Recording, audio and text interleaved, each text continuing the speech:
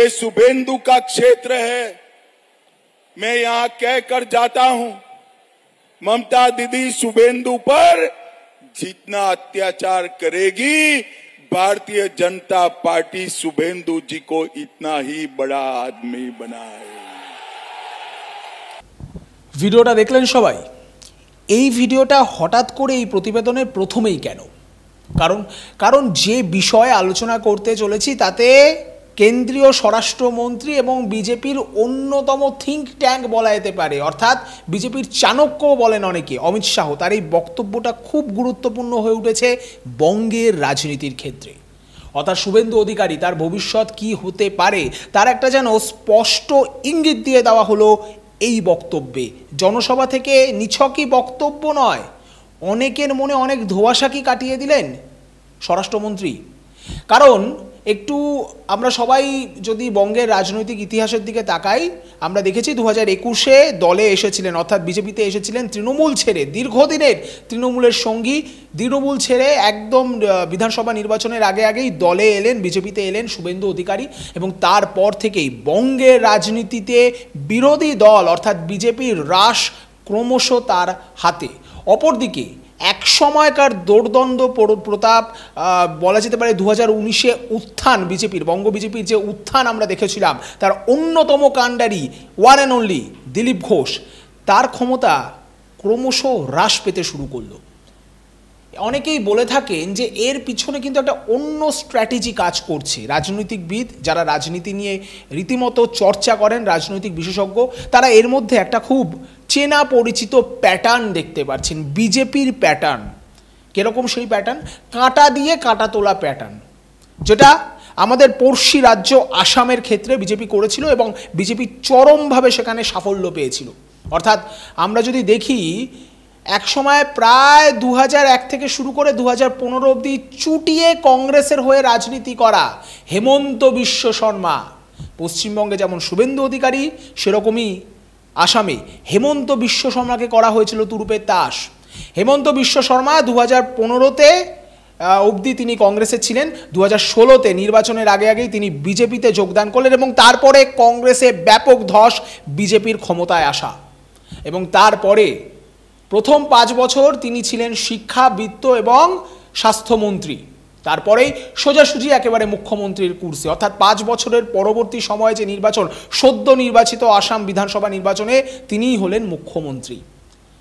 প্যাটার্নটা ফলো করে দেখলেন আপনারা। অর্থাৎ আগে শত্রুর ঘর ভাঙো, তার ঘরের অন্যতম বিশ্বস্ত সৈনিককে নিজের দলে টানো, তার ঘর ধ্বংস করো, তারপরে তাকেই একেবারে নিজের অন্যতম সেনাপতি বানিয়ে নাও, ব্যাস খেলা শেষ। এই প্যাটার্নেই কিন্তু মহারাষ্ট্রতেও হয়েছে।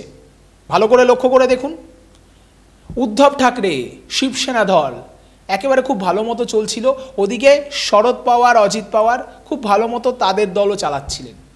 কিন্তু কি হলো আলটিমেটলি?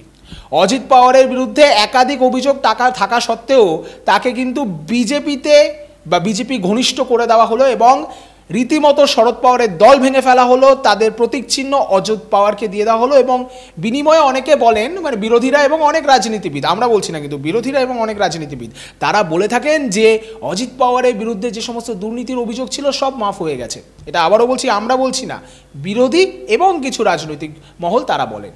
অপরদিকে আপনি যদি দেখেন, এই যে একেবারে মহারাষ্ট্র একসময় বলতে গেলে রাজনীতিতে অন্যতম নির্ণায়ক শক্তি, মহারাষ্ট্র রাজনীতির, মারাঠি রাজনীতির শিবসেনা, বাল ঠাকরের শিবসেনা, উদ্ধব ঠাকরে, তার দলকেও ভেঙে ফেলা হলো। কাকে দিয়ে ভাঙা হলো? অন্যতম সৈনিক একনাথ শিন্ডে, তাকেও মুখ্যমন্ত্রী করে দেওয়া হলো সেই একই প্যাটার্ন ফলো করে। তিনি হলেন মুখ্যমন্ত্রী এবং দল গেল ভেঙে, প্রতীক গেল হাতছাড়া হয়ে, সরকার চলে এলো বিজেপির মুঠোতে। এখন বিজেপির সাথে জোট সরকার। যদিও লোকসভা নির্বাচনে এই ভাঙাভাঙির কি প্রভাব পড়বে সেটা নিয়ে কিন্তু বিস্তর মতামত রয়েছে। অনেকেই বলছেন বিজেপির ক্ষেত্রে কিন্তু বিরূপ প্রতিক্রিয়া পড়তে চলেছে মহারাষ্ট্রতে। সেটা তো নির্বাচনের ফলাফল যখন বেরোবে তখনই জানা যাবে। কিন্তু এই যে প্যাটার্ন, যে প্যাটার্নে বিজেপি একের পর এক রাজ্যে বলা যেতে পারে নিজেদের সাফল্যের একেবারে ঝান্ডা গেড়েছে, বঙ্গেও তাহলে সেই পদ্ধতি অবলম্বন করতে চলেছেন নরেন্দ্র মোদী, অমিত শাহ বা বিজেপির থিঙ্ক ট্যাঙ্ক? কারণ এই বক্তব্যের পরে তো এরকমই দাঁড়ায় যে শুভেন্দু অধিকারী তাকে কত বড় আমরা নেতা বানাবো আপনারা দেখে নেবেন, বা তৃণমূল দেখে নেবে, আরও বড় নেতা বানাবো। তাহলে কি বঙ্গেও সেই একই স্ট্র্যাটেজি?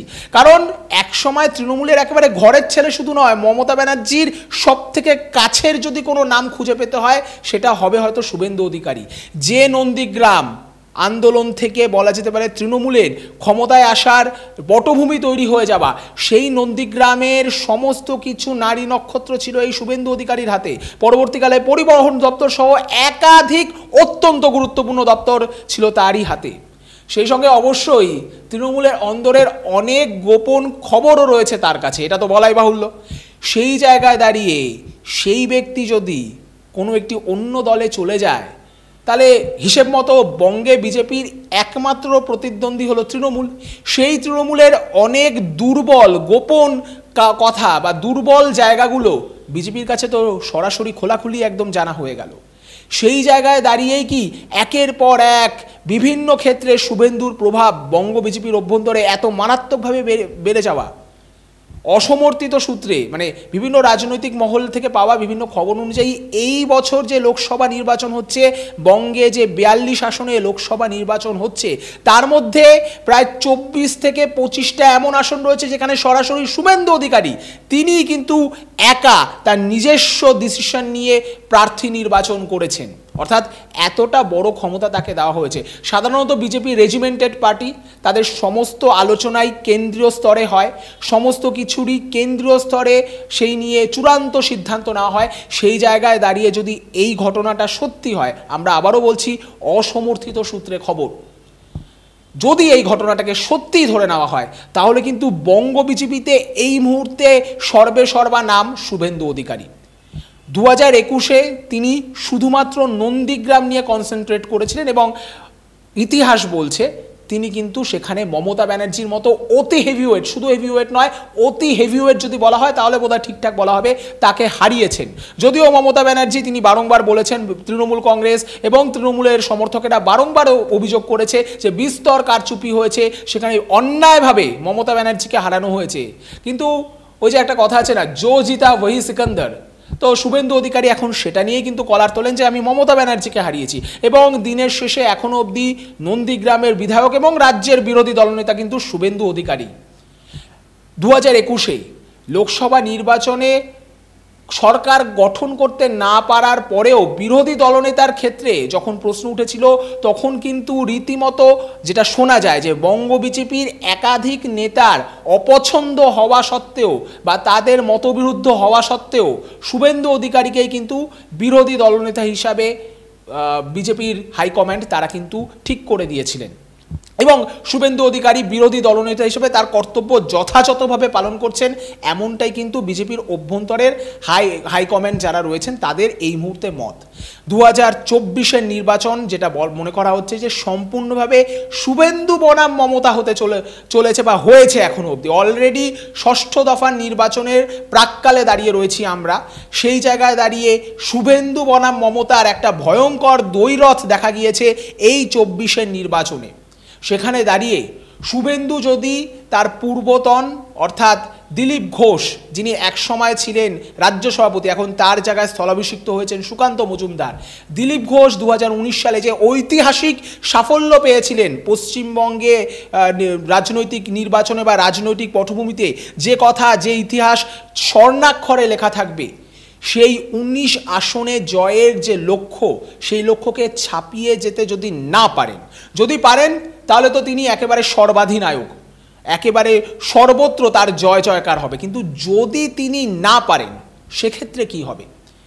সাধারণত দেখা যায় বিজেপির যদি রাজনীতির প্যাটার্ন লক্ষ্য করে দেখবেন, বিজেপি যদি কোথাও হেরে যায় তাহলে কিন্তু তারা হতোদ্যম হয়ে পড়ে না, তারা কিন্তু বারংবার একেবারে নাছোড় স্টুডেন্টের মতো সেই হেরে যাওয়া ফেল করা সাবজেক্টের পিছনে তাদের সর্বশক্তি দিয়ে লাফায় ঝাঁপায়। কারণ তারা মনে করে যে অসম্ভব বলে কিছুই নেই।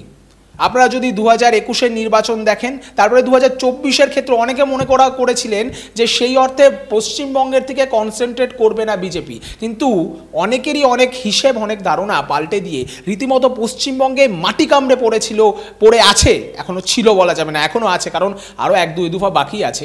সেই জায়গায় দাঁড়িয়ে কিন্তু রীতিমতো পশ্চিমবঙ্গে মাটি কামড়ে পড়ে আছে বিজেপির হাইকমান্ড, এবং সেই সঙ্গে তাদের অন্যতম ভরসার সেনাপতি শুভেন্দু অধিকারী রীতিমতো একাই সমস্ত লাইমলাইট নিজের দিকে টেনে নিচ্ছেন। একাই বলতে পারেন, একা কাঁধে সেই দুধে ব্যাটসম্যান যিনি একার কাঁধে রীতিমতো একটা টিমকে জয়ের দিকে নিয়ে যান, সেরকমভাবে কিন্তু তিনি ধোঁয়াধার ব্যাটিং করছেন। লক্ষ্যমাত্রা যে টার্গেট রয়েছে সেই টার্গেট অ্যাচিভ করতে পারবেন কিনা সেটা পরের প্রশ্ন, কিন্তু তিনি যে লড়াই করছেন সেটা কিন্তু একেবারে দিনের আলোর মতো পরিষ্কার। এবং সেই জায়গায় দাঁড়িয়ে বিজেপি একদিকে আসাম, একদিকে মহারাষ্ট্র, কিংবা কিছু ক্ষেত্রে মধ্যপ্রদেশের ক্ষেত্রে জ্যোতিরাদিত্য সিন্ধিয়ার ক্ষেত্রেও যে স্ট্র্যাটেজি নিয়েছিল, পশ্চিমবঙ্গের শুভেন্দু অধিকারীর ক্ষেত্রেও কি ঠিক সেম স্ট্র্যাটেজি নিয়ে তারা চলছে, অর্থাৎ সেই একইভাবে শত্রুর শত্রু আমার বন্ধু, কাঁটা দিয়ে কাঁটা তোলো।